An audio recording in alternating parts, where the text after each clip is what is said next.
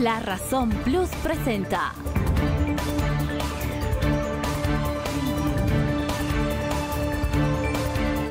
La Razón Radio, una manera distinta de contar las noticias y marcar el ritmo de ellas.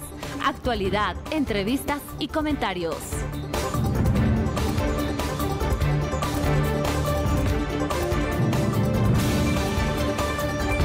Con ustedes, Rubén Atahuichi y Antonio Dalense.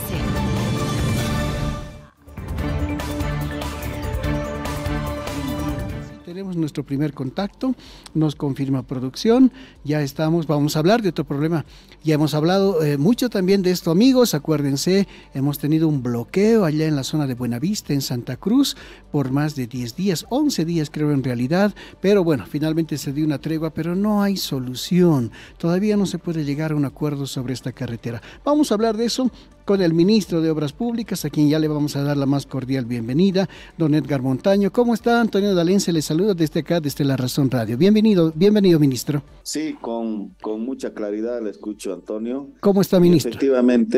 Efectivamente, hemos realizado una caravana para mostrar a la población cruceña y a todos los bolivianos que esta carretera no pasa por Monte Virgen, no pasa por helechos gigantes o árboles de 40 años. Lo que hemos mostrado efectivamente ahora es que es una carretera muy antigua, de 100 años, donde obviamente la población desde Buenavista saca sus productos hacia Santa Cruz de la Sierra, especialmente cítricos, café, el melao, caña de azúcar, etcétera, etcétera.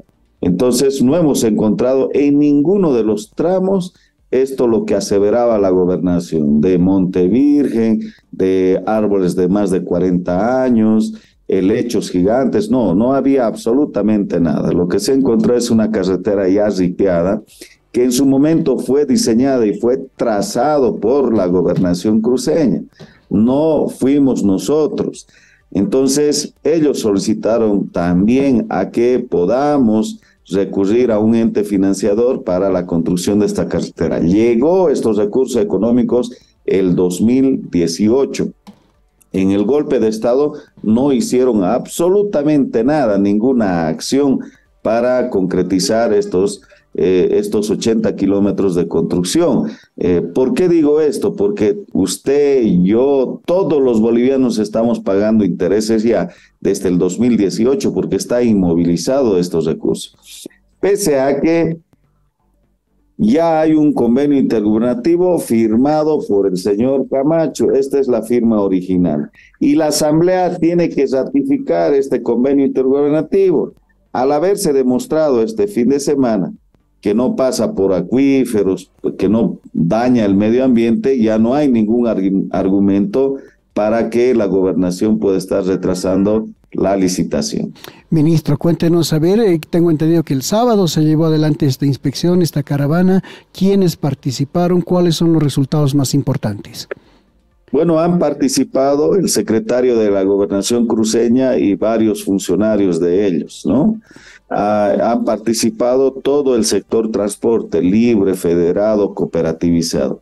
Han participado los mismos pobladores del sector y han reconfirmado que esta carretera no es nueva, que esta carretera ya contaban sus abuelos, sus tatarabuelos y sus papás para llevar los productos hacia la ciudad de Santa Cruz.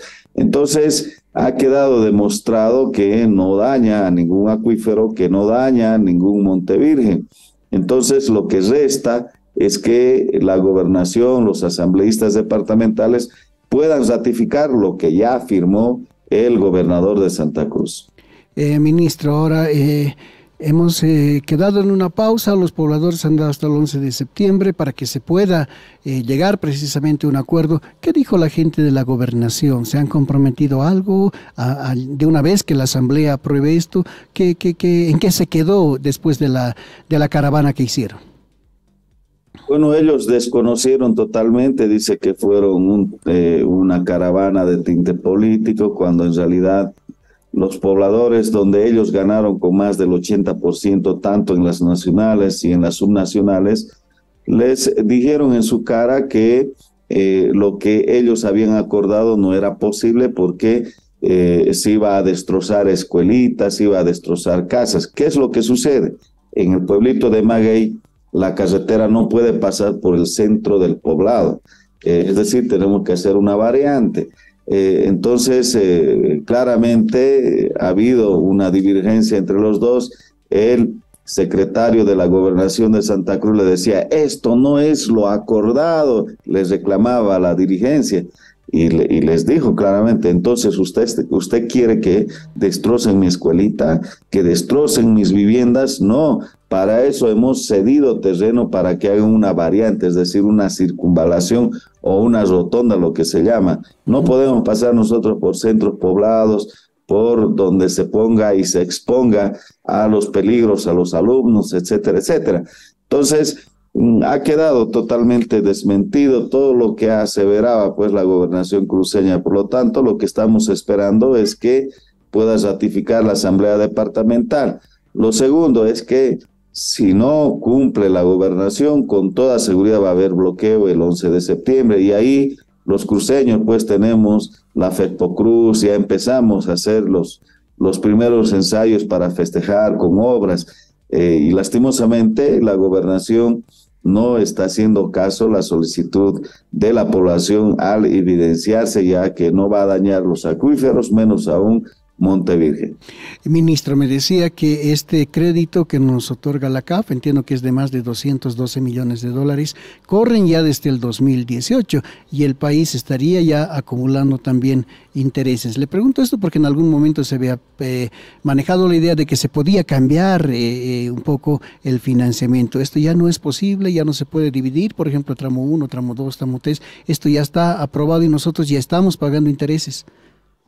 Así es efectivo aquello y muestro la ley nacional donde la Asamblea Legislativa Plurinacional aprueba esta ley para que ingresen los recursos económicos a Bolivia y para que se construya esta carretera completa, es decir, desde Buenavista hasta el kilómetro 13 de la ciudad de Santa Cruz. Entonces ya está la ley del 2016 y el 2018 nos dan la no objeción el ente financiador, la CAF, porque se presentaron varios estudios que son requisitos indispensables para la construcción de cualquier carretera. Todos los financiadores, CAF, BID, Fomplata, Banco Mundial, todos ellos exigen que se hagan los estudios hidrológicos, medioambientales, los estudios de campo, la socialización con la población. Entonces todo eso exigen y el 2018 ingresó estos recursos económicos. Lastimosamente desde esa fecha no podemos utilizarlos por solamente un capricho político de parte de los funcionarios de la gobernación cruceña, porque el señor Camacho en su condición de gobernador ya ha firmado este convenio intergubernativo.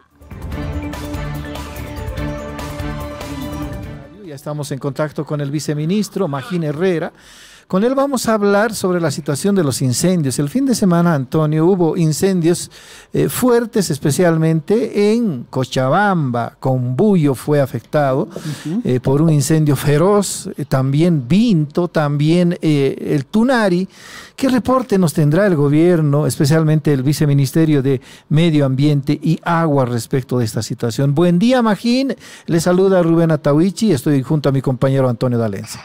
Buen día, viceministro. ¿Cómo se encuentra el país en este momento? Todavía en La Paz, por ejemplo, percibimos humareda en nuestro cielo.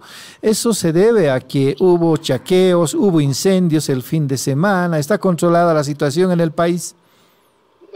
Estamos nosotros trabajando, el gobierno central está trabajando siempre apoyado y en apego a la información primaria que procede de esta fuente que se llama Sistema de Información y Monitoreo de Bosques, que es una plataforma virtual que tiene el propósito de informar al instante al usuario en general. Esta es una plataforma que ofrece una información sobre la ocurrencia de los focos de calor, como también sobre la ocurrencia de los incendios que pudiera presentarse en el territorio nacional en los 340 municipios. Este sistema virtual está conectado a los observadores, a los observatorios de satélite y una persona pues ingresando a esta página puede prácticamente divisar qué es lo que ocurre en los 341 municipios. Entonces, a este minuto del día todavía no tenemos ningún incidente de incendios. Sí, al día de ayer hemos cerrado con 490 focos de calor, lo que obviamente nos tiene que dar una señal de que tenemos que estar atentos, alertas, porque como usted mismo decía, efectivamente han habido incidentes, incendios que se han presentado en el territorio nacional, particularmente en el departamento de Cochabamba. Esto ha sido provocado por personas, también la ocurrencia, por ejemplo, en el caso de Quime, ha sido provocada, bueno, en realidad se le ha salido del control de las manos de nuestros agricultores. Esa es la explicación pertinente que podemos dar, y los comunarios han manifestado su alta preocupación, inclusive han llegado medios de comunicación, bomberos de la Policía Boliviana han sido desplegados, finalmente 45 efectivos del Comando Conjunto de Reacción Inmediata ante eventos adversos también ha sido desplegado allá. Finalmente el fuego ha sido sofocado, y bueno, las comunidades preocupadas, por cierto, sobre esta ocurrencia de incendios, están coadyuvando en la identificación de las personas. Lamentablemente va a tener que recaer en personas que han manejado de manera irresponsable el fuego, pero bueno, esa es la tarea también, que tenemos que aplicar la normativa con la mayor rigurosidad posible. Viceministro, si bien a esta hora de la mañana no hay ningún incidente en el país, pero hay daño en los lugares donde hubo incendios el fin de semana, hablamos de Vinto, de Combuyo. ¿Qué reporte tiene de hectáreas afectadas, viceministro, si existe el registro? Y en el caso de Quime, ¿cuántas hectáreas han sido dañadas? ¿Había el riesgo de que el fuego llegue a la misma población? Las quemas suscitadas entre el día sábado y domingo están siendo cuantificadas. Al finalizar hoy en el día vamos a tener el reporte exacto de la quemada, pero la penúltima ocurrencia, que ha sido Quime, la cuantificación supera los 500 hectáreas, de los cuales 100 hectáreas lamentablemente ha sido afectación a los bosques de esa región. Las demás 400 hectáreas han sido afectaciones a pastizales, a matorrales. Obviamente tiene su importancia, pero en todos estos incendios que han ocurrido todavía no se han reportado daños a las familias campesinas, daños a las personas, mucho menos a la ganadería doméstica, y tampoco hemos registrado todavía daños a la fauna silvestre. Sin embargo, nosotros estamos absolutamente preparados para poder recibir este tipo de si es que se presentasen algunos accidentes en este tipo de incidentes. Entonces el gobierno central está trabajando con alta responsabilidad. En el departamento de Santa Cruz hemos instalado 5 centros de custodio de fauna temporal para que estos animalitos que lamentablemente pudieran ser afectados, pues una vez rescatadas, se les lleva a estos centros de custodio temporal, allá se les recupera.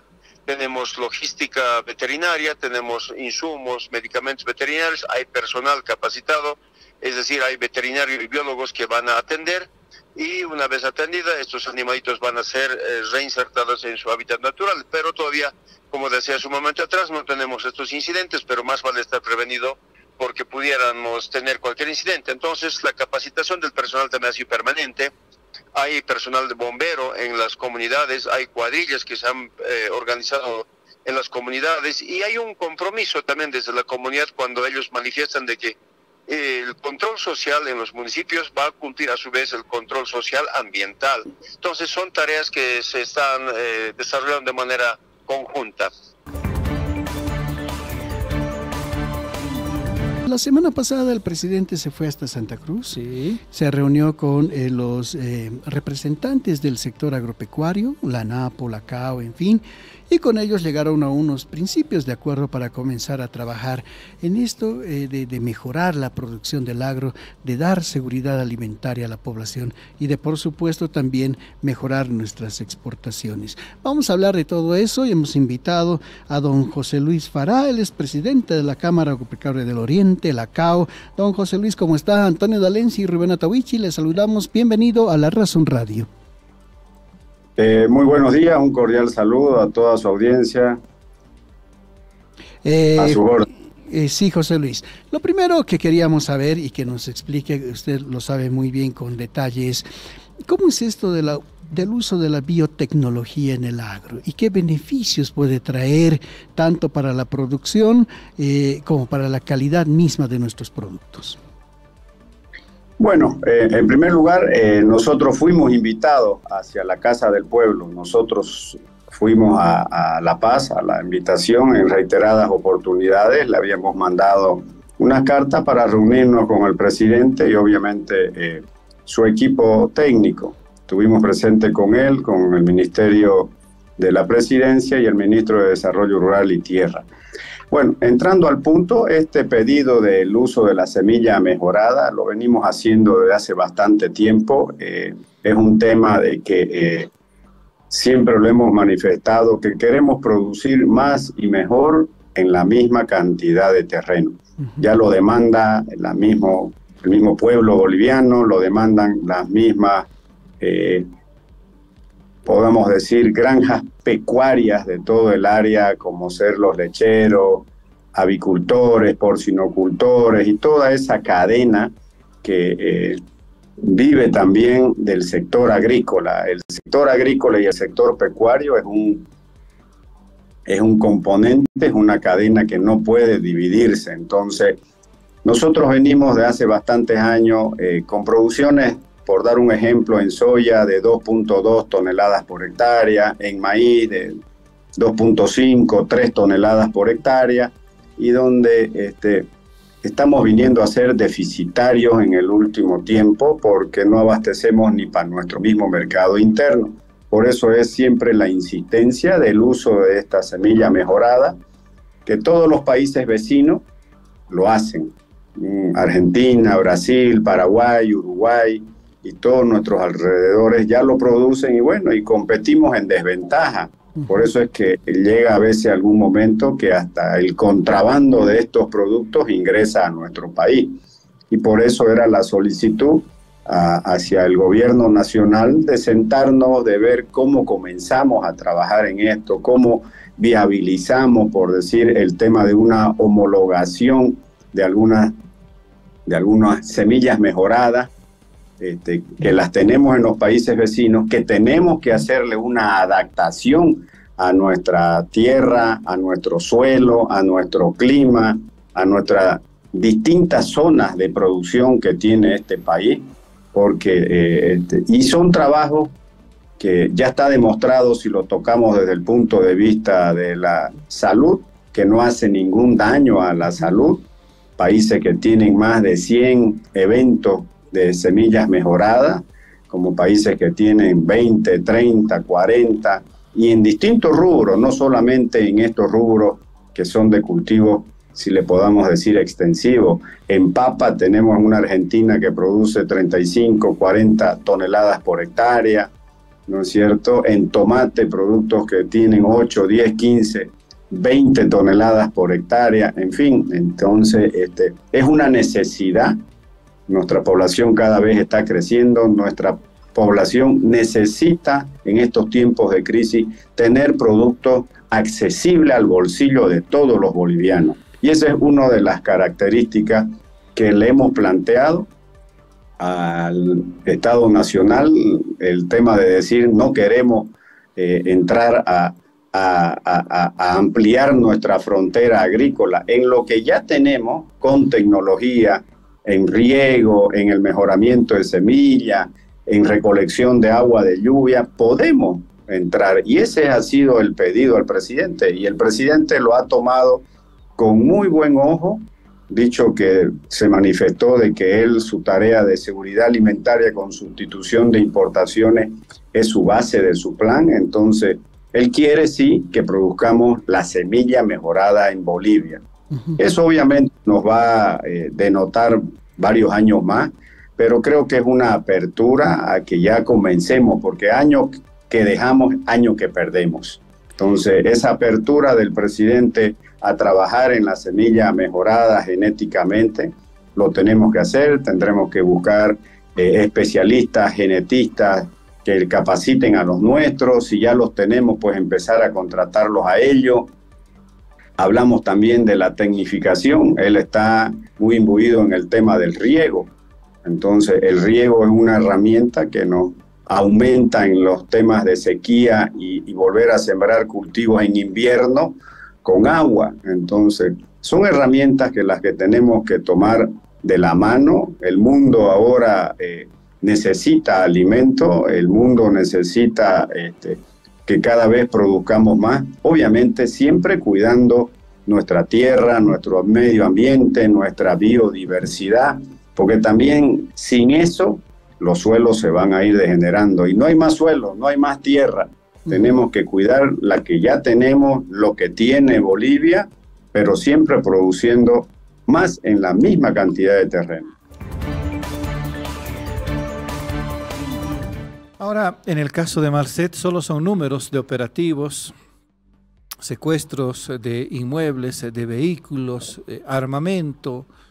Según las autoridades del gobierno, se ha hecho daño a la economía de Marcet en 25 millones de dólares, pero nada más. No se sabe de las pistas, no se sabe del paradero y seguramente las autoridades tendrán que contarnos eso. Precisamente para hablar del tema narcotráfico, estamos en contacto con el viceministro de Sustancias Controladas, Jaime Mamani.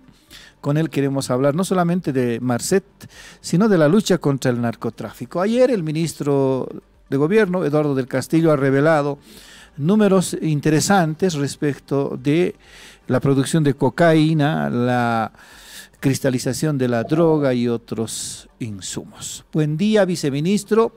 Le saluda Rubén Atahuichi. Estoy junto a mi compañero Antonio Dalense. ¿Cómo está? Viceministro, comentaba con mi colega sobre el paradero de Marcet. Precisamente hoy se cumple un mes desde el día en que Marcet estaba frente a la policía, pero terminó huyendo. ¿Qué información actualizada tenemos? ¿Es posible que el ciudadano uruguayo se encuentre en Bolivia? Lo han dicho las autoridades. En el caso de Marcet, nuestro país, una vez que ha tomado conocimiento, ha desplazado fuerte contingente policial para su captura.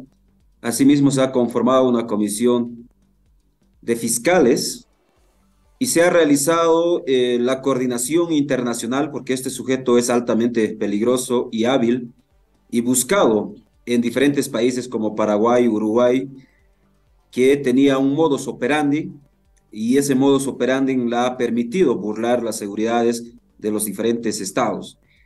Y en nuestro país ya este sujeto pretendía instalarse toda su base, según informaciones de inteligencia de investigación que a la fecha se ha realizado.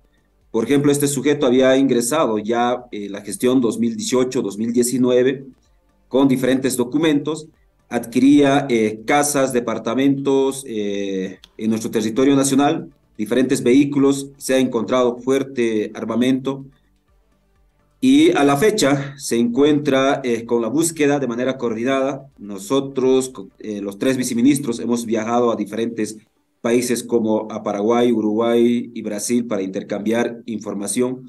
Este intercambio de información nos ha permitido poder desbaratar esta organización criminal que se había instalado ya desde el 2019 en nuestro territorio nacional. Lo primero que se ha realizado es la desarticulación de esta organización criminal, investigar a todas las personas vinculadas quienes habrían ayudado para que se traslade a nuestro territorio nacional, para que se instale, con qué personas tenía vínculos. Fruto de eso se ha realizado a la fecha un total de 85 allanamientos, 26 personas se encuentran con detención preventiva, asimismo 54 personas se encuentran investigados en nuestro territorio nacional, se ha secuestrado 28 inmuebles, asimismo se han realizado allanamientos en diferentes aeropuertos, aeródromos en nuestro país. Asimismo, se ha secuestrado 19 fusiles, 14 pistolas, 3 rifles de caza, 21 escopetas, 15 revólveres, 4.009 proyectiles, 2 granadas de guerra, 39 cargadores de fusil, pistola de diferentes calibres, 5 chalecos antibala. Asimismo, se ha secuestrado aeronaves de ala fija en nuestro país y también 82 vehículos. Se ha secuestrado dinero en efectivo, un total de $420,000 y 40,070 bolivianos. Con este trabajo que se viene realizando, la desarticulación de esta organización criminal, afectar a toda su logística, a su patrimonio, se ha afectado a la fecha en más de 25 millones de dólares en nuestro país. La policía boliviana se encuentra desplazado, se maneja varias hipótesis. Uno de los hipótesis es que este sujeto aún permanecería en nuestro territorio nacional y también se le está realizando la búsqueda mediante intercambio de información en otros países sobre este sujeto altamente peligroso. Pero asimismo mencionar que se ha aprendido a sus colaboradores estrechos, por ejemplo, en nuestro país, al señor Erlan Iván García López, que es de nacionalidad boliviana, que era uno de los estrechos colaboradores del señor Marcet, y también se ha aprendido al señor Roberto Arana Suárez, de nacionalidad boliviana, quienes a la fecha se encuentran con detención preventiva en nuestro país. Estamos en contacto con el viceministro de Comercio Exterior, el señor Benjamín Blanco. De mucho tiempo vamos a hablar con él sobre un problema que genera preocupación, aunque seguramente el gobierno tiene sus explicaciones: la caída de las exportaciones. Así es, le vamos a dar ya la más cordial bienvenida. Viceministro, ¿cómo está? Como siempre, un gusto conversar con usted. Antonio y Rubén, le saludamos. Bienvenido a La Razón Radio. Bueno, en este contexto de comercio internacional a nivel global, que está siendo muy dinámico, como todos saben, las consecuencias del conflicto bélico entre Rusia y Ucrania tiene repercusiones, ¿no?, en todo el mundo a nivel y sobre todo en Latinoamérica, en cuanto al precio de las materias primas, el difícil acceso que se tiene a hidrocarburos, lo que está haciendo de que exista una disminución de las exportaciones en relación a gestiones anteriores. Sin embargo, el panorama no es tan malo. Estamos a junio de este año, hemos podido registrar exportaciones que llegan a los 5,499 millones de dólares, que claro, si nos comparamos con el 2022 estamos algo más abajo. El 2022 a estas alturas teníamos 7,292 millones de dólares en exportaciones, pero si nos comparamos con otros años, como por ejemplo el 2021, hemos superado el 2021 por 400, casi 500 millones de dólares. El 2020, ni qué decir, el 2020 fue un año nefasto para las exportaciones, llegó apenas a 3,200 millones de dólares y tenemos un pico bastante interesante de exportaciones. Es decir, si nos comparamos desde el año 2015, el 2022 fue el año que mayor exportaciones teníamos a junio, y el 2023 es el segundo año con mayores exportaciones. Es decir, si solamente nos comparamos con el año pasado, vemos que existe una disminución, pero si nos comparamos desde hace 10 años, todavía estamos con niveles muy altos, y eso es bastante favorable. No tenemos tampoco una balanza comercial deficitaria que sea preocupante. Estamos apenas con un déficit acumulado de 78 millones de dólares versus otros déficits comerciales que teníamos, por ejemplo, el 2019 de 720 millones de dólares a junio. Eso nos muestra que a pesar de la crisis internacional, a pesar de que todos los países están sufriendo fuertemente los efectos de este conflicto bélico, la recuperación post-pandemia, Bolivia sigue teniendo números bastante interesantes en cuanto a exportaciones, con una balanza comercial prácticamente en cero. O sea, como digo, la diferencia entre exportaciones e importaciones es apenas de 78 millones de dólares, lo que nos da un panorama muy, muy positivo. Estamos todavía por encima de nuestras exportaciones del 2021 y mucho por encima de las exportaciones del 2020, 2019 y 2018 hacia atrás, con este pico que hemos alcanzado, 5,499 millones de dólares. Viceministro, ahora, ¿cuáles son los sectores más afectados por este contexto internacional? Bien lo decía usted, adverso todavía. Bueno, son varios los sectores que se ven con dificultades. Por un lado, el tema de las variaciones que hay en los precios, sobre todo de los minerales, de algunas manufacturas que estamos exportando. En lo que es el sector agrícola, Bolivia ha tenido una disminución en sus exportaciones de alrededor de 28% si nos comparamos con el año pasado. Hemos llegado a 289 millones de dólares. En lo que es hidrocarburos, hemos disminuido nuestras exportaciones de hidrocarburos, otra vez comparando solamente con el año anterior, de 1.431 millones de dólares a 1.082 millones de dólares, es decir, un 24% más o menos por debajo. En el tema de minerales también hemos tenido una disminución, llegando a 1.279 millones de dólares, lo que significa una disminución de alrededor de un 20%. También en lo que son manufacturas, hemos llegado a 2.810 millones de dólares. Y tenemos un sector nuevo, que es el tema de la energía eléctrica. Bolivia ha exportado por primera vez energía eléctrica. Este es un rubro nuevo. Hemos llegado a exportar a junio de este año 5 millones de dólares en exportaciones.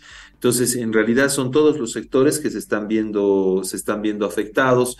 Si vemos en los sectores o en los productos tradicionales que estamos exportando, ha existido una disminución en términos de valor de las demás formas brutas de oro. También en temas de volumen hemos tenido también una disminución de lo que es el gas natural que hemos estado exportando.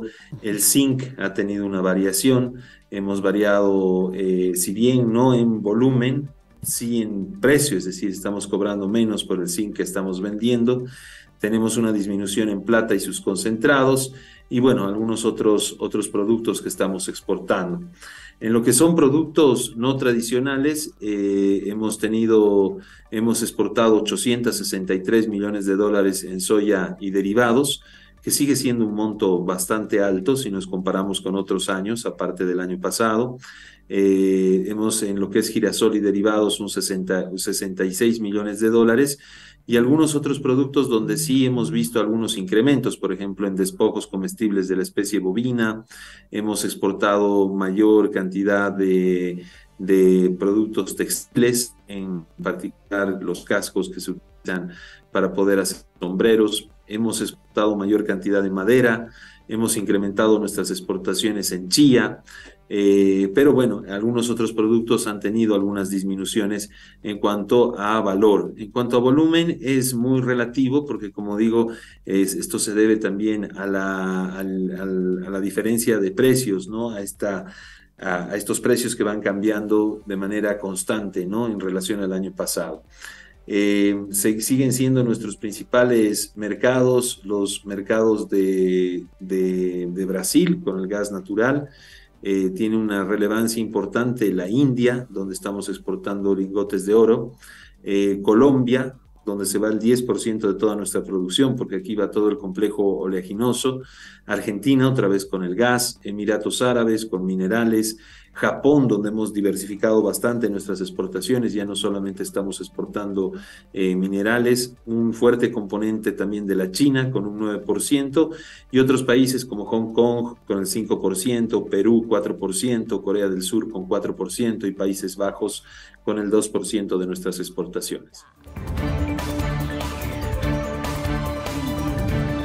De la mañana con 41 minutos, seguramente vamos a ampliar esta información surgida de las declaraciones del viceministro Benjamín Blanco. Antonio, ayer hubo movilización en La Paz de parte de los gremiales y también los dueños de farmacias, no los de las redes de farmacias, sino las farmacias pequeñas, creen que tienen que facturar. Facturación electrónica. Facturación electrónica, el Servicio de Impuestos Nacionales ya ha aclarado en una anterior ocasión de que el régimen simplificado no factura. A ver, le vamos a pedir a don Mario Cazón que nos explique claramente todo esto. Él ya está al otro lado del Zoom. Mario Cazón, presidente del Servicio de Impuestos Nacionales. Don Mario, bienvenido a La Razón Radio, buen día. Evidentemente, como lo han señalado Impuestos Nacionales en conferencias y así en entrevistas como la que me están realizando, hemos sido bastante concretos en señalar que los contribuyentes del régimen tributario simplificado no emiten factura. Por tanto, si no emiten factura, no tienen ninguna obligación de estar pensando en implementar un sistema de facturación en línea. Ahora bien, ¿quiénes son los contribuyentes que pertenecen al régimen tributario simplificado? Son los vivanderos, los artesanos y los comerciantes minoristas. Explicamos ahora quiénes son vivanderos a más detalle. Los vivanderos son aquellos que venden alimentos en los mercados, es decir, las caseritas que venden el almuerzo, el segundo, el desayuno de cafecito con la mazorqueta y el queso, por ejemplo, en La Paz, o el api, en diferentes mercados, y también los alimentos que se venden en las terminales de buses, en las paradas de los trufis, no emiten factura, están en el régimen tributario simplificado. Los artesanos que con gran habilidad trabajan la arcilla, trabajan con el yeso, diferentes artículos, ellos también están en el régimen tributario simplificado y no emiten factura. Los comerciantes minoristas que venden en los diferentes mercados del territorio boliviano, como por ejemplo la carne de pollo, la carne de res, la carne de cerdo, el tema del huevo, los abarrotes como el azúcar, el arroz, los fideos, macarrones, que sirven como insumos para preparar el alimento del boliviano, la boliviana. Ellos no emiten factura. También existen comerciantes minoristas que normalmente, por ejemplo, en La Paz, en las mañaneras, salen a vender en un horario y venden vestimenta, venden abrigos, venden ropa, pero esos capitales no superan los 12.000 bolivianos, 12.001 hasta 60.000 bolivianos. Estos son para nosotros gremialistas que pertenecen al régimen tributario simplificado y que tributan de forma mensual o de forma bimensual un monto. Por ejemplo, la categoría 1, que va de 12.001 hasta 15.000 bolivianos, de forma bimensual pagan 47 bolivianos. La categoría 2, de 15.001 a 18.790 bolivianos. Categoría 3, de 18.701 a 23.500, 147 bolivianos. La categoría 4, de 23.501 a 29.500, 158 bolivianos. La categoría 5, de 29.501 a 37.000 bolivianos, 200 bolivianos. La categoría 6, de 37.001 a 60.000 bolivianos, 350 bolivianos. Así lo establece el Decreto Supremo 24484 y ratificado por el Decreto Supremo 3698. Entonces, nuestros contribuyentes que tienen, en este caso, el NIC de régimen tributario simplificado, no emiten factura, tampoco van a emitir, no tienen obligación, así que yo les pido total tranquilidad. Y el número de contribuyentes pasan los 101.000 de contribuyentes a nivel nacional. Estos contribuyentes no tienen por qué preocuparse y tienen que seguir reactivando sus economías, y que esa reactivación también ayuda a la reactivación de la economía de nuestro país. Don Mario. Por otro lado, tenemos los contribuyentes del régimen general, que son empresas grandes, que son empresas medianas, las pymes, y por otro lado, las personas naturales también tienen negocios donde han invertido bastante y que pertenecen al régimen tributario general, donde emiten factura, y al emitir factura tienen la obligación de pagar el IVA, de pagar el IT, de pagar el impuesto sobre las utilidades de las empresas. Pero no pueden denominarse, Rubén y Antonio, por ejemplo, gremialistas, se pueden denominar posiblemente,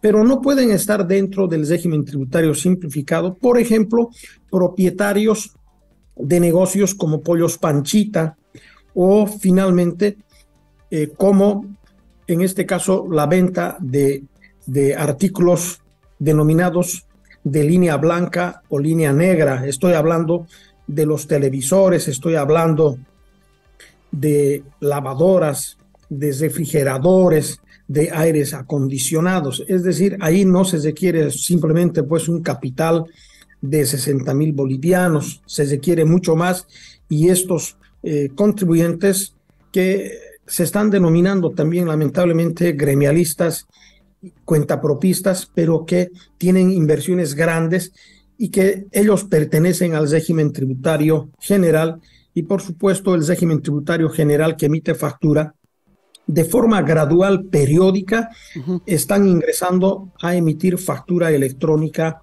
en línea. Estamos con nuestro primer invitado, es el señor Milton González. Él es jefe de la unidad de riesgos del Ministerio de Salud. Con él vamos a hablar de los incendios y de las consecuencias que esto puede traer para la salud. Don Milton, ¿cómo está? Buen día. Antonio D'Alenza y Rubén Atahuichi, les saludamos desde La Razón Radio. Bienvenido. Buen día, Milton. A ver, cuéntenos, nos actualizaremos. Ayer, de repente, como que había nomás un poquito de calma, pero ayer se han reactivado los focos de calor y algunos incendios en el país. Pónganos al día, por favor. Bueno, muy buenos días. Primero ponerles en contexto de que hasta el día de ayer habían 319 focos de calor. Importante dar la diferencia entre lo que significa un foco de calor y lo que es un incendio. Ojo con esto, no significa que los 319 puntos de calor eran incendios. Hasta el día de ayer estaban reportados 23 incendios forestales que estaban repartidos en los 3 departamentos. Se ha ido controlando. Actualmente tenemos 2 municipios declarados en desastres, lo que es el municipio de Quime y Zapaqui en la ciudad de La Paz. En el departamento del Beni tenemos aproximadamente ya controlados, pero en 5 municipios todavía están con los equipos de respuesta rápida. Es que hay 3 departamentos que continúan con lo que son los focos de calor secundarios a lo que es un incendio. En el departamento del Beni tenemos lo que es Santa Rosa de Yacuma, San Manuel, Porvenir, Siria y El Mojón. Actualmente, nuestro equipo de respuesta rápida está coadyuvando la atención médica a los damnificados de estos municipios, principalmente en Santa Rosa de Yacuma. En el departamento de La Paz, y es importante que sepan, 2 municipios se han declarado en emergencias, en lo que es Quime y Zapaqui. Nosotros estamos atentos a la coordinación que vayamos a hacer con el Viceministerio de Defensa Civil para que podamos coadyuvar las acciones. Nosotros tenemos repartidos 30 brigadistas preparados para actuar en el momento en el que en algún municipio se pueda declarar en emergencias y necesite la atención médica de parte del Ministerio de Salud y Deporte. En cumplimiento a nuestro plan de emergencias y respondiendo a la indicación que nos ha dado precisa nuestra ministra de Salud, nosotros tenemos repartidos estos equipos de respuesta rápida que puedan trabajar inmediatamente.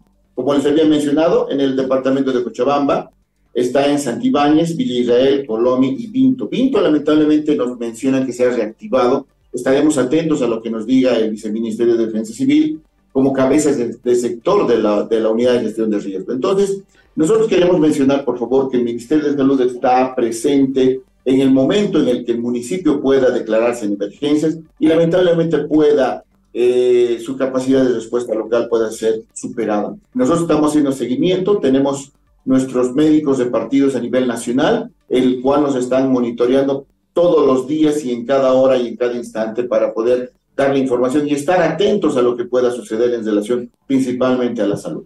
Milton, buen día, le saluda Rubén Atahuichi. ¿Cuáles son las consecuencias de la humareda, de los incendios en las comunidades, en la población, especialmente en los niños y los ancianos? Bueno, mira, el hecho de que nosotros estemos lamentablemente expuestos a la humareda, al gas tóxico que puede estar emitido a través de lo que es la emisión del dióxido de carbono por estos incendios, lamentablemente puede tener como consecuencias las infecciones respiratorias agudas, las conjuntivitis, las cefaleas tensionales, y lógicamente esto pueda contraer y pueda traernos a la larga infecciones respiratorias crónicas. y lamentablemente podamos tener pacientes muy enfermos secundarios a la emisión constante de estos humos, ¿no? Esas son las principales consecuencias que pueda tener a la salud, secundarios a esta emisión del humo que puede emitir estos incendios forestales.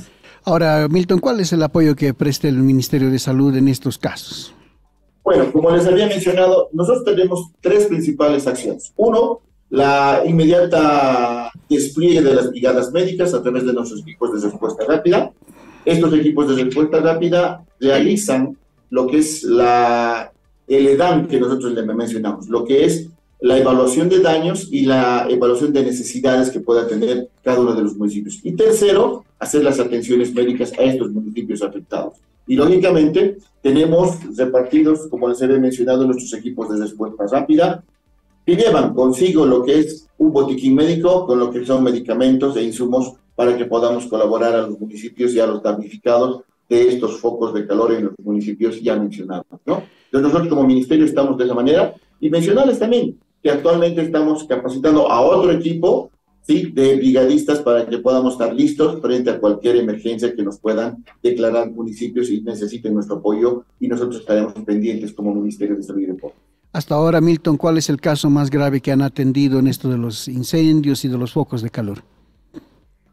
Bueno, al momento no hemos tenido, gracias a Dios, pérdidas humanas. Sí se ha atendido con nuestras 10 primeras causas de atención, siempre han sido lo que son las iras, las conjuntivitis, las alergias, las cefaleas, las lumbalgias y de quemaduras de primer grado y segundo grado que han sido atendidos en estos municipios afectados. Hay otro problema, Rubén, esto de las declaraciones que hizo el lunes el ministro de Gobierno, más otras cosas, han generado roncha en varios sectores, incluidos ahora también los cocaleros, ¿no? Ha hablado de que se ha encontrado coca que se vendía al narcotráfico acá en los Yungas, ha dicho que la mayoría de las fábricas de droga están en el Chapar, en fin. Todo el mundo ha reaccionado contra eso. Vamos a hablar con el dirigente Arnold Alanes, él es dirigente cocalero de los Yungas, y le vamos a preguntar primero, don Arnold, ¿cómo está? Buen día, bienvenido a La Razón Radio. Don Arnold, ¿qué pasó? El año pasado, a esta altura, usted tenía el apoyo del gobierno, el gobierno lo apoyaba su mercado, en fin, y ahora de repente la cosa como que se dio la vuelta, ya no tiene el apoyo del gobierno, es más, le han cerrado su mercado. Y el ministro ha ido a Depcoca. Y así, ¿qué pasó, don Arnold? A ver, ¿qué explicación le podemos dar a todo esto? ¿Cómo es que cambió la figura de un año para el otro? Creo que la universidad de la vida es bien importante pasar todas esas etapas, y a lo corto o a lo largo de la vida dirigencial que asumimos desde muy jovenzuelos, incluso antes de cumplir la mayoría de edad, porque yo represento. Quien le habla es una persona huérfano desde los 5 meses de nacido. Mi madre trabajaba para cinco hijos, que somos 5 hermanos. Entonces el más menor, que no hacía mucho, lo mandaban a las reuniones a cumplir las funciones sociales, y en los sindicatos siempre tomaban en cuenta, debido a que era un caso muy particular, ¿no? Sin embargo, debo lamentar las actitudes del ministro, que en política había sido así, ¿no? Mientras tú no hagas lo que ellos quieren, no te apoyan. Pero la vida continúa. Nosotros estamos conscientes de las cosas que hemos hecho, pero debemos aclarar de sus acusaciones del ministro. Primero, el ministro de Gobierno, para emitir algún criterio, entiendo que es doctor, magíster y todos los títulos que tenga, le hace falta ponerlo en práctica. Si revisamos la ley 906, su decreto es la reglamentación, que es el decreto 3318, en el artículo 4, inciso C, dice explícitamente, la coca choqueta es una hoja, dice, de color oscuro que por causa de la lluvia cambia de color y es apto para el consumo humano. Eso es lo que dice la ley 906 en su reglamentación. Primera acusación, desbaratada. ¿Cómo puede decir que la coca choqueta es para el narcotráfico? Está denigrando a los productores de coca, no solamente de los Yungas, de todo el ámbito nacional. ¿Por qué? Al decir que la coca choqueta va al narcotráfico, nos está diciendo que todos los productores de los Yungas de la zona originaria y ancestral son pues narcotraficantes. Está diciendo que todos desviamos la coca choqueta al narcotráfico, porque acuérdense que tenemos enero, febrero, marzo, desde diciembre es tiempo de lluvia. En esas épocas es donde más se choquenta la coca, ¿no? Cambia de color porque con las causas climatológicas, a medio secar que está verdecito la coca, viene una lluvia y ya lo fregó, cambió de color, ¿no? Por eso en la ley 906 está contemplado la coca choqueta. Está buscando tres pies al gato, está buscando argumentos falsos, no sabe, creo que está desesperado, no sabe cómo meterme preso, no sabe cómo meterme a la cárcel y está cometiendo errores monumentales. Segunda acusación, decía el ministro, imagínense que es el tercer hombre del Poder Ejecutivo, dice, solo hay dos mercados en la ley, el de La Paz en Adepcoca, Villa Fátima y en Cochabamba en Sacaba.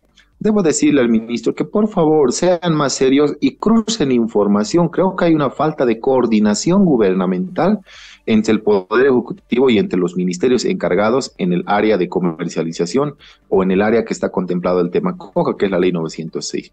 Debemos aclarar que hay una resolución 402 que habilita, autoriza un tercer mercado que es frente a la cascada, el mercado de Caranavi. El ministro no conoce, dice solo dos mercados autorizados por la ley. No conoce lo que hace el ministro de Desarrollo Rural y Tierras porque es su competencia en el marco del artículo 24 de la ley 906. Dos acusaciones, dos criterios que faltan a la verdad, que solamente hace pues una declaración en torno a su autoritarismo, en torno a su soberbia y no así en el contexto de la ley.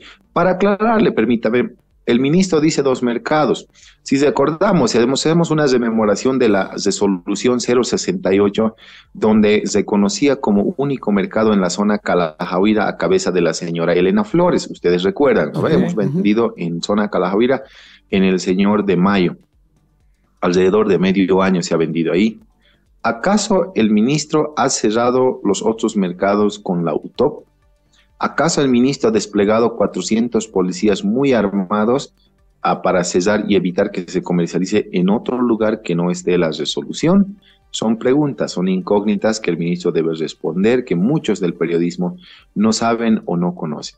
De verdad lamentamos sus actitudes del ministro, pero queremos decirle que no nos vamos a rendir. Nosotros no vamos a apoyar a traidores. Quien le habla es el comandante de bloqueo de Santa Bárbara 2020 que hemos cerrado Benipando, Brasil y Perú, porque queríamos nuevas elecciones, así que estamos con las mismas pilas puestas para reivindicar, para buscar una mejor Bolivia. Vamos a volver al deporte. ¿Qué te parece? Sí, estamos ya en contacto con Nemia Coca. Es una deportista de élite en su tiempo.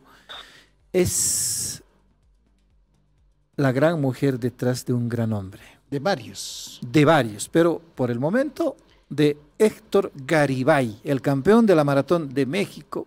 Ha hecho noticia en los últimos días, desde el domingo, pero a manera de reconocer el título logrado, el récord logrado por Héctor Garibay, queremos también reconocer el aporte que hizo en su formación, en su disciplina y hasta en su forma de encarar con porfía esta carrera, esta maratón, Héctor Garibay. Nemia Coca y Ampara. ¿Te acuerdas, Antonio, de Nemia Coca? Claro que sí. Campeona, marchista, atleta, comenzó a sus 15 años a ganar ya títulos en Oruro. Seguramente de esto nos va a contar Nemia. Nemia, te saluda un paisano, Rubén Atahuichi, estoy junto a mi compañero Antonio Dalense. Bienvenida a nuestra transmisión digital. Nemia debe estar agotada, tempranito, madrugó para ir para llegar al aeropuerto, estuvo tempranito también los medios de comunicación estuvieron allí para recibir al campeón, a nuestro campeón Héctor Garibay. ¿Qué sintió al llegar al aeropuerto, Nemia? Bueno, a mí me recogieron la ministra de Salud y Deportes. Entonces me ha recogido desde Oruro y llegué hasta aquí a La Paz con su personal. Le esperamos a Héctor, pues, y llegó. y así estamos acá. A ver, vamos a mostrar el video en el equipo de producción de la llegada. Ahí está. Nemia es la que está con bufandita amarilla, junto a la ministra María René Castro. Nemia, queremos hablar contigo sobre la historia de Nemia Coca y también la historia de Héctor Garibay. ¿Cómo comenzó Nemia Coca en el deporte? Sabemos que en una competencia tenía muchas dificultades, una competencia intercolegial en Oruro, la competencia de Manaco, si mal no recuerdo, allí es donde encarriló Nemia para consagrarse campeona muchas veces, incluso a nivel internacional. Sí, bueno, empecé a descubrir mi talento. Bueno, no tenía muchos recursos económicos con mi mamá, había sufrido un abandono de mi padre y éramos 6 hermanos y los 6 hermanos necesitábamos, bueno, pues de un padre y una madre, pero realmente mi mamá ha sido padre y madre para todos nosotros y yo solo tenía 4 años cuando me abandonó. Entonces nosotros compartíamos con mi hermanita los zapatos, todas las ropas para ir al colegio. Entonces yo me cansaba de eso, porque a veces mi hermana llegaba tarde y yo tenía que ir rápido al colegio. Entonces así ella más bien me encontré un papelito en la calle donde decía hay una competencia a Manaco que se va a realizar estudiantil, que van a ganar zapatos hasta el 10º lugar, luego para unos extras premios, así, pero eso lo estoy diciendo después que he leído. Yo solamente leí hasta el 10º lugar zapatos y yo solo quería ganarme un zapato, nada más. Esto fue en los 80, ¿no? Sí, y realmente el zapato lo conseguí, no sabía, pero yo quería solamente eso, pero realmente me dieron más premios y ese día eran mis 15 años y por necesidad he empezado a correr. Y desde entonces ya no lo quiero soltar, yo no lo solté, diré, el atletismo. Y había carreras con premios en efectivo, yo me sumaba a eso y ganaba. Y desde entonces hasta este momento mi pasión es el atletismo. Ha sido campeona varias veces, si nos puede recordar, Nemia, campeones, ¿en qué competencias resultó esta gran atleta orureña? Sí, me fui a mi primer internacional, ha sido Guayanillas, Puerto Rico, clasifiqué para esa competencia. Bueno, ahí también la visa me negaron porque no tenía suficientes garantías. Ahí es donde me puse más triste porque tampoco no tenía la visa, hay que sacar en La Paz y yo soy orureña y no tenía dinero para ir hasta La Paz. Me fui a buscar a mi padre a rogarle y apenas 5 bolivianos me dio, nada más, apenas, y luego me fui con esos 5 bolivianos hasta La Paz. Y en La Paz me dieron, me fui a la visa y en la visa me negaron porque les dije la verdad. Mi mamá, ¿cuánto gana tu mamá? ¿Qué profesión tiene? Y tu papá, ¿qué profesión tiene?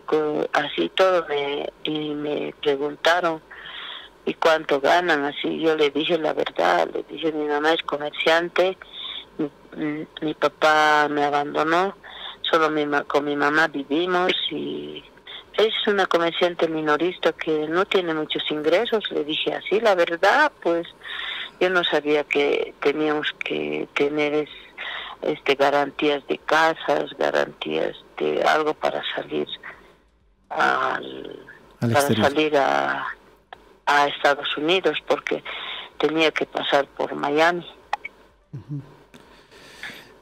Y luego vinieron otros títulos, otras competencias, también estuvo en la prueba de San Silvestre, debe ser uno de los espacios que más debe recordar Nemia Coca. Sí, gracias a Dios, pero me dieron, disculpe, no le conté, es la visa, pero gracias al presidente de la Federación Atlética de Bolivia. ¿Quién era entonces? Él me dio garantías de auto, de su casa, y cuando yo me vine después de correr en Estados Unidos, me vine yo directo a Oruro, pero no me presenté a la visa, casi me castigaron porque yo no sabía nada de eso. Y me dice el presidente de la federación, me van a quitar mi casa, mi auto, ¿qué te pasa? Ya volá hasta La Paz, no sé cómo harás, pero tienes que presentarte en la embajada de Estados Unidos. Yo, ay, así, esa anécdota tengo. Y ha sido muy buena persona el señor Fernando se llamaba, Fernando Paz, no me acuerdo su apellido completo, pero era vicepresidente de la Federación Atlética de Bolivia. Agenda apretada, entonces vamos, Rubén, tenemos ya contacto, vamos a hablar del gas, amigos, sí, ya estábamos hablando del gas. El gas ha hecho gas, decían. No tanto, sí. Pero ayer leí en todo lado eso. Sí, ayer todo el mundo decía eso porque no lo que decíamos acá, ¿no es cierto? A veces no se entiende muy bien, amigos, qué es lo que está pasando en realidad. Por eso le vamos a pedir a nuestro siguiente invitado, al viceministro de Exploración y Explotación Energética, don Raúl Maita, a quien ya le damos la más cordial bienvenida. Viceministro, ¿cómo está? Antonio D'Alencia y Rubén Atahuichi, le saludamos. Bienvenido a La Razón Radio. Viceministro, vamos a despejar mitos. ¿Se ha hecho gas el gas? Bueno, yo soy geólogo de profesión y los geólogos sabemos que los recursos no se extinguen así por extinguirse, que cuando empezamos a efectuar lo que es la exploración, iniciamos del análisis de una cuenca es una extensa región, hagan de cuenta, por ejemplo, todo el Madre de Dios o todo el Subandino Sur, todo el Subandino Norte, por ejemplo, o toda la llanura chaqueña. Entonces, estas cuencas tienen un potencial de generación de hidrocarburos. Estos hidrocarburos se generan en la roca madre, migran hacia las trampas, y justamente ya en la exploración, cuando avanza en la etapa de la exploración local, vamos a buscar este tipo de trampas que se han generado. Hace algunos años atrás, la empresa consultora Base Friendlab brindaba números importantes respecto a lo que es el potencial de generación de estas cuencas, donde veíamos, para darles un ejemplo, el caso de Madre de Dios, 12 trillones de pies cúbicos como potencial de generación en esta cuenca. Y justamente esos números los que alientan la actividad exploratoria, pero ya a un nivel local, para poder buscar este tipo de trampas y de esa manera poder contar con estos recursos. ¿Qué ha sucedido en las gestiones pasadas? Hemos tenido los resultados, estoy hablando entre las gestiones 2016 a la gestión 2020, se tenían estos estudios, se tenían estos resultados, existían estos proyectos, pero no han sido perforados, no han sido explorados.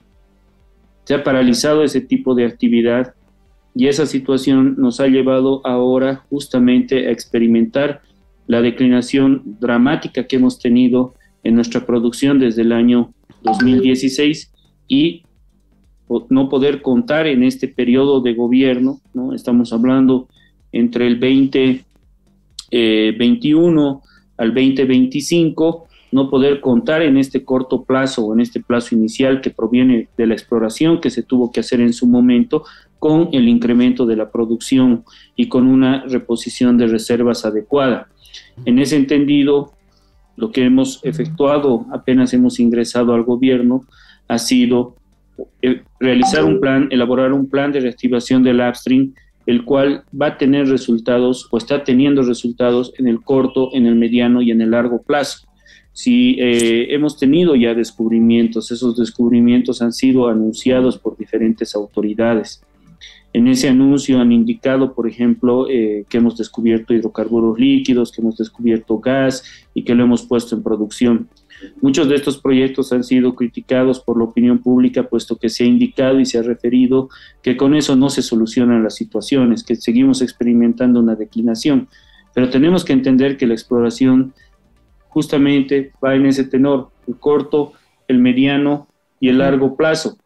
En el corto plazo estamos efectuando todo lo que se puede hacer y justamente se está trabajando para conseguir estos resultados que no van a permitir el incremento de la producción, pero sí van a permitir su estabilización y que no siga cayendo la producción en el país. Algunos decían que los megacampos se han agotado, que se han deplatado, que ya no hay oportunidades, pero eso es falso. Estamos también a la par de los proyectos exploratorios efectuando proyectos de desarrollo para incrementar la producción, para efectuar recuperación mejorada en los campos y de esa manera también aportar estos volúmenes en el corto plazo. Ya en el mediano plazo estamos perforando y vamos a tener resultados de los pozos que se debieron perforar en gestiones anteriores y que no se perforaron, puesto que únicamente se priorizaron proyectos que en ese momento se encontraban bajo un esquema contractual, vale decir, proyectos que estaban realizando las operadoras. Todos conocen que han existido, por ejemplo, proyectos tales como Jaguar, que al final salió negativo, Boyuy, que al final salió negativo, que sí estaban en contratos de servicios petroleros con empresas operadoras, que se encuentran todavía en el país, pero no se apostó jamás a la exploración y a la operación por parte de YPFB.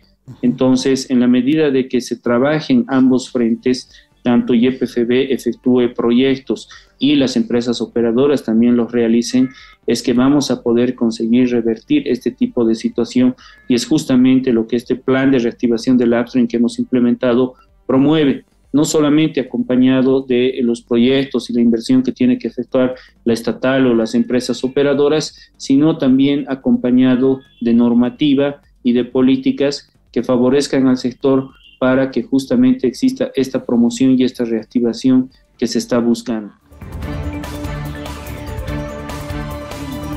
Ahora sí está don Jerjes Mercado con nosotros. Presidente, le vamos a pedir disculpas por la demora, pero aquí estamos. Gracias por esperarnos. Bienvenido como siempre a La Razón Radio. Presidente, a un ministro se le ha ocurrido interponer una acción para evitar las interpelaciones. Y una autoridad judicial, como es Israel Campero, admite eso y suspende también a colación otras interpelaciones de la mitad del gabinete. Nosotros habíamos entendido de que la situación era injerencista, considerando de que un órgano se estaba interponiendo en otro órgano, cuando la atribución de ese órgano es en el aras de fiscalizar una interpelación, por ejemplo. ¿Cómo ha tomado su autoridad esta noticia? ¿Qué acciones se están en la práctica desarrollando? Presidente, buenos días. Bueno, primero que nada, por supuesto que coincidimos con lo que usted manifiesta y estamos profundamente molestos con este fallo emitido por la Sala Constitucional Primera de La Paz. Nosotros hemos asumido la defensa de la facultad legislativa que tenemos los diputados y senadores, y entre ellos la facultad de interpelar y hasta censurar a algún ministro cuando se considera que su política no es correcta. Hay que admitir también que la interpelación se la ha estado mal utilizando por parte de algunos parlamentarios, pero eso no implica que permitamos que una sala, unos vocales, quieran cercenar una facultad legislativa que tenemos. Por eso, a pesar de que no fuimos los directos, digamos, notificados, somos terceros interesados, nos apersonamos en la audiencia, hicimos una defensa como corresponde y consideramos que la sala se ha extralimitado en sus funciones y por lo tanto rechazamos vehementemente ese fallo y no descartamos iniciar las medidas legales pertinentes una vez que tengamos también el resultado final. Hemos sido notificados el día de ayer con el fallo y está en revisión en este momento en el Tribunal Constitucional Plurinacional. Yo quiero decirle que es una barbaridad lo que se ha hecho y por supuesto eso es un atentado contra nuestra Cámara de Diputados y Senadores. Presidente, ¿cómo está? Antonio le saluda, un placer como siempre poder conversar con usted. ¿Qué antecedentes se puede tomar del pasado? ¿Algo así ha ocurrido antes? ¿Es la primera vez que un órgano le impide a otro órgano ejercer sus funciones? ¿Hay algún antecedente, presidente? Mire, yo me considero conocedor de la historia política y jurídica del país.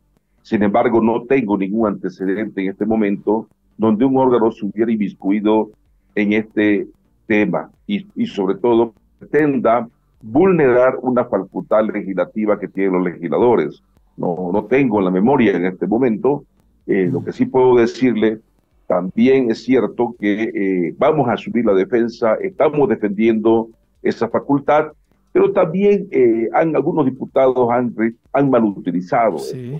Han malutilizado interpelando por cualquier motivo, con un sinnúmero de interpelaciones, y luego cuando los ministros venían a informar también ni siquiera se percataban o tomaban atención de los informes brindados, iban con un eslogan y con una intención también de perjudicar la gestión del gobierno. Por lo tanto, aquí lo que corresponde es, hay que devolverle la facultad legislativa, la facultad fiscalizadora que tiene la Asamblea Legislativa Plurinacional y entre ellos la interpelación, pero también tenemos que reglamentarlo de acuerdo a ley. Tenemos que reglamentar de acuerdo a ley, por eso nosotros hemos convocado ayer a las 3 fuerzas políticas para que tengamos en consenso una ley que nos permita cumplir el precepto constitucional del artículo 158, parágrafo 18. Lamento que la fuerza política Comunidad Ciudadana nos ha hecho llegar una nota donde nos dice que no va a asistir, no asistió, y a raíz de eso, conocedor de otra fuerza política, nos ha pedido reprogramar esta reunión política.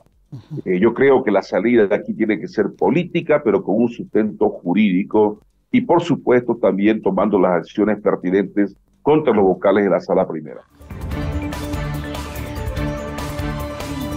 Vamos a comenzar ya nomás. Sí, ya nomás, claro, tenemos sí, la primera entrevista de la jornada. Vamos a dejar esperar, está ahí al otro lado del Zoom. Hemos invitado al ministro de Hidrocarburos y Energías, a don Franklin Molina, a quien ya nomás le damos la más cordial bienvenida. Ministro, ¿cómo está? Buen día, bienvenido a La Razón Radio. Ministro, ha generado polémica, cuestionamientos políticos, hasta presunciones catastróficas respecto del anuncio del otro día del presidente, en sentido de que hemos caído fondo en relación a la producción de hidrocarburos. Hemos hablado también con algunos funcionarios de su despacho, quienes nos explicaban que no es así, el gas no se hizo gas, así que queremos escuchar de propia voz del ministro de Hidrocarburos en qué situación se encuentra el país en relación a la producción de gas. Ya se adelantó de que a partir de 2026 se va a revertir esta declinación en la producción de gas. Sí, en primer lugar, a veces las declaraciones de una autoridad, en este caso del presidente, se tratan de tergiversar de distintas maneras, y lógicamente uno entiende que siempre detrás de eso hay intereses políticos que tratan de generar un protagonismo, y curiosamente gente a veces que tuvo en sus manos la posibilidad de hacerlo y no lo hizo. A nosotros nos tocó encontrar esta situación el año 2020. Me acuerdo una reunión que tuvimos inclusive con el presidente Luis Arce y en su momento con el que era el presidente de YPFB, y lo que se realizó en una primera instancia fue un trabajo inmediato, porque evidentemente veíamos que el ritmo y la declinación, así como las reservas, estaban hacia abajo. Estamos hablando de que desde el 2014 había una tasa de declinación del orden del 17% anual, y que esa pendiente se iba a ir agudizando. Si no se hacía nada, evidentemente, no solamente que hubiéramos encontrado en una situación muy crítica ya durante estos años, sino que además el otro efecto tiene que ver con la afectación a las regiones por una contracción importante en cuanto a la disminución. Entonces, lo que se ha realizado en esta primera etapa, en esos 100 días, fue un plan de emergencia de reactivación, en el cual también fuimos diseñando el plan de reactivación de la exploración, denominada Plan de Reactivación del Upstream, hasta el 2025. Se incorporaron una serie de proyectos exploratorios de manera inmediata, pero también se desarrollaron otros aspectos que tienen que ver con el cambio normativo para incorporar, por ejemplo, el desarrollo de estos campos que son de rápido ingreso. Nos referimos a campos maduros, campos marginales, campos pequeños, en algunos casos pozos que se habían abandonado, como fue el pozo de Churumas que hemos perforado y que hace algunas semanas tuvimos como resultado exitoso en la perforación de este pozo con una producción ya de gas. Pero vuelvo a reiterar, parte de esas medidas fueron medidas inmediatas que se las identifica en dos etapas. En una primera etapa era la incorporación de estos campos menores donde tenemos no solamente gas, sino también crudo, y ese es otro de los mecanismos dentro de la planificación, era la producción de crudo nacional. Y yo quiero mostrar aquí un gráfico. Por favor. No sé si puede verla la pantalla. Ahí ¿no? está. ¿Sí? Claro que sí. A ver, vamos a congelar la pantalla. Creo que el gráfico muestra bastante el dato. Fíjense ustedes, sí. Del 2007 al 2020, la cantidad de pozos exitosos encontrados, ¿no? 5 pozos. El 2020 no cuenta porque ya saben ustedes la historia, prácticamente no se hizo nada. Pero del 2021 al 23, que es nuestra gestión, la cantidad de pozos exploratorios son alrededor de 15. Entonces creo que eso habla por sí mismo de los resultados del plan. Y hoy por hoy que hemos evaluado el plan de exploratorio, en un principio estábamos con el desarrollo de alrededor de 21 proyectos exploratorios.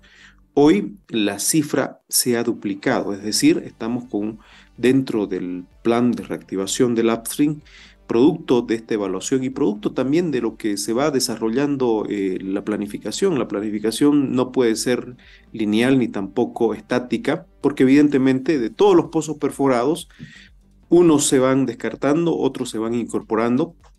Y en esa lógica, hoy por hoy, producto, reitero, de ya tener resultados exitosos, positivos a la fecha, que son estos campos en una primera etapa, los que ha desarrollado YPFB en particular, hemos incorporado alrededor de 42 proyectos exploratorios, lo cual es algo inédito. De hecho, ya era inédito, fíjense ustedes, del 2020 al 2021, perdón, al 2023, lo que se vino ejecutando, pero además lo que estamos nosotros ya avanzando son en las áreas estratégicas para la exploración. Nos referimos a algunos megacampos que en su momento se firmaron acuerdos que no avanzaron, como es el área de Bitiacua. Hoy estamos ya avanzando con este campo, que sin duda nos va a dar algunos indicadores ya los próximos meses, los próximos años, porque la actividad exploratoria no es de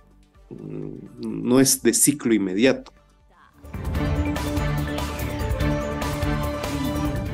Nos trasladamos gracias al Zoom, a la tecnología, hasta el departamento de Potosí. Vamos a hablar con don Carlos Chumacero, él es gerente general de AAPOS. ¿Hay algunos problemas de agua en Potosí? ¿Sí? ¿A qué se debe? Le vamos a preguntar a él. Don Carlos, ¿cómo está? Buen día, bienvenido a La Razón Radio. Antonio Dalenzi y Rubén Atahuichi, les saludamos. Cuéntenos, don Carlos, entonces, ¿qué está pasando con el agua en este momento en Potosí? Miren, esta gestión 2023 prácticamente para nosotros es crítico porque no hemos tenido las suficientes precipitaciones pluviales en el sistema de agua potable Caricari. Este sistema de agua potable tiene 27 lagunas, almacena aproximadamente 8.464.000 metros cúbicos. El caudal de producción en condiciones normales es entre 180 a 150 litros por segundo, suministra al 45% de nuestra población potosina. Es un sistema muy interesante, es patrimonial, pero que dependemos de las precipitaciones fluviales. Actualmente estamos con un caudal de producción de 100 litros por segundo. Esto prácticamente ha bajado y ya está generando zonas críticas de suministro con medio alternativo por cisterna. En este caso ya tenemos como 8 sectores, como son este sector de Ticaloma, Alto Potosí, Los Pinos, La Costanera y otros sectores que estamos con suministro alternativo por sistemas. Esas son las consecuencias, principalmente el causante de esta sequía son el cambio climático, la falta de precipitaciones fluviales. No nos olvidemos que este sistema Cari-Cari es desde la época colonial. Ahora también nos decía don Carlos que estos 100,000, ¿cuánto era antes? ¿Cuánto era normalmente la producción? 180 a 150 litros por segundo. Casi la mitad entonces bajó. Ya estamos con déficit y esto ya nos está identificando a esas zonas críticas, mi estimado. Ahora, don Carlos, está bien, estamos atendiendo con cisternas, todo, pero ¿hay algún otro plan que estén trabajando desde AAPOS? Efectivamente, esto es mi tercera gestión, 3 años acá en AAPOS como gerente general, donde le estamos dando una visión principalmente a la planificación. Esto de lo que nos está sucediendo está previsto en el plan de contingencias que tenemos aprobado con nuestra autoridad fiscalizadora, la AAPS. Este plan de contingencias tiene 3 pilares fundamentales. Un pilar es el recuperar las inversiones de gestiones pasadas. Otro pilar es proponer proyectos de ejecución inmediata, 2 a 3 meses como máximo, y posteriormente el brazo estratégico, comunicacional y social. Bajo esos 3 pilares hemos iniciado las gestiones con el gobierno municipal, gobierno departamental y gobierno central. En esto, uno de los proyectos a recuperar era el proyecto de La Palca. Allí está durmiendo 40 litros por segundo y está durmiendo una inversión de 24 millones de bolivianos, ejecutado en la gestión 2017. Hace 7, 8 años que ese proyecto ha sido construido y a la fecha no ha producido ni 1 metro cúbico para nuestra población potosina. Tiene problemas técnicos y tiene problemas jurídicos. Hemos generado una propuesta de puesta en marcha de este proyecto de 6.6 millones de bolivianos, al cual nuestro gobierno autónomo departamental de Potosí tiene comprometido el financiamiento, pero lo que está pesando acá prácticamente son el problema jurídico, lo cual no está siendo posible que podamos recuperar este proyecto. Por otro lado, tenemos el proyecto de bombeo del sistema del río San Juan al sistema Cari-Cari, al tanque de Alto Potosí y al tanque de Milner y al tanque Circunvalación. Es un sistema de bombeo construido también en la gestión 2017 y que ha funcionado durante 6 meses y ha generado una deuda de consumo de energía eléctrica aproximadamente de 267,000 bolivianos, que a la fecha, con intereses y multas que me han notificado, estamos con una deuda de 338,000 bolivianos.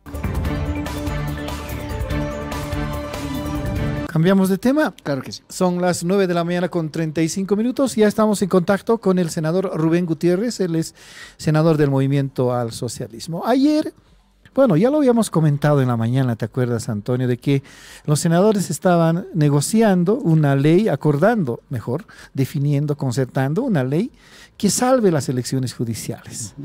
Ayer han aprobado el proyecto de ley, ¿no?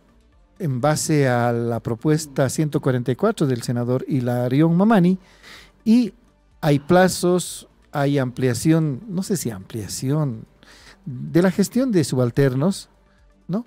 A partir del 2 de enero. Pero elecciones en enero, ¿cómo se explica esto? Senador, buen día, le saluda Rubén Atawich, estoy también con mi compañero Antonio D'Alencia. ¿Cómo está? Senador, ¿en qué consiste este proyecto de ley? Personalmente tengo ciertas dudas respecto de la continuidad de la actual administración de la magistratura y del Consejo. ¿Se va a ampliar el mandato? ¿Cómo se explica esta gestión del equipo subalterno? ¿Nos puede explicar, por favor? Sí, bueno, el contexto en el que se ha trabajado el proyecto de ley, que se refiere a una ley transitoria para las elecciones judiciales 2023-2024, tiene que ver con las presiones, con la demanda de la ciudadanía, de las instituciones, pero ante todo, por la presión y la exigencia también del Tribunal Supremo Electoral, que había dado una fecha límite para que se pueda remitir al mismo la nómina de los precalificados. Eso fenecía, en este caso fenece, el lunes 4 de septiembre, al menos esa es la fecha que nos han planteado. Y en ese entendido, por la necesidad, la urgencia, la presión, reitero, la premura, se estaba acabando el tiempo, es que redactaron un nuevo proyecto de ley, tomando en cuenta el antecedente de la 144 que se había aprobado en la Comisión de Constitución del Senado Nacional, y varias veces habíamos intentado aprobar en el Senado Nacional sin éxito. Y bueno, si hubiésemos logrado, digamos, en su momento, quién sabe, hubiésemos tenido más tiempo, pero ahora ya no tenemos básicamente el tiempo. Es un proyecto de ley en construcción que se ha ajustado, reitero, en la forma y en el fondo, porque hay un nuevo diseño, hay nueva mirada con relación al proceso de preselección y elección de las autoridades judiciales. Por ejemplo, puedo decir que lo más pertinente y lo más importante, las fases del proceso de preselección, en este caso, las etapas se han reducido.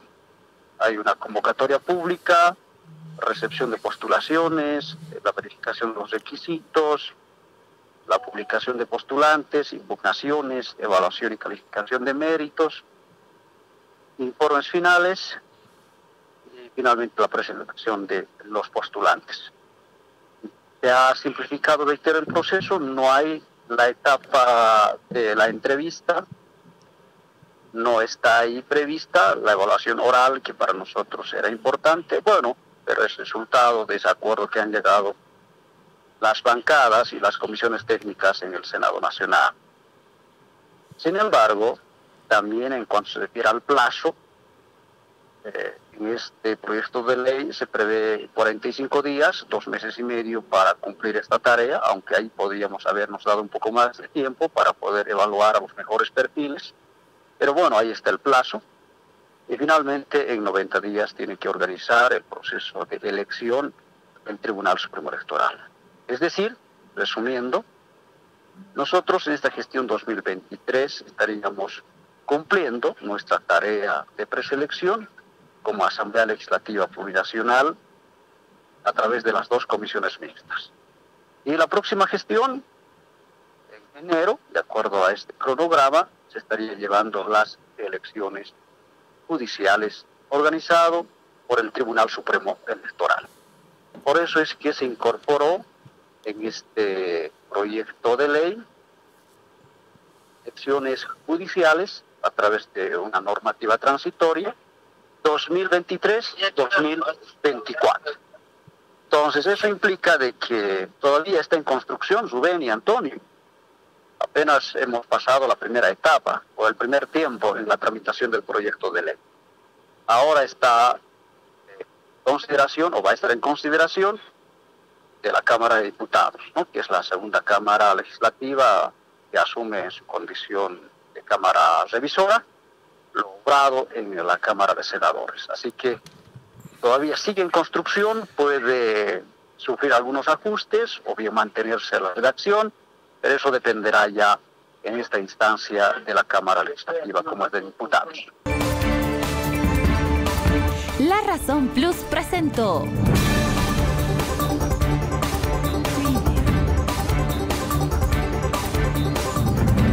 La Razón Radio, una manera distinta de contar las noticias y marcar el ritmo de ellas. Actualidad, entrevistas y comentarios.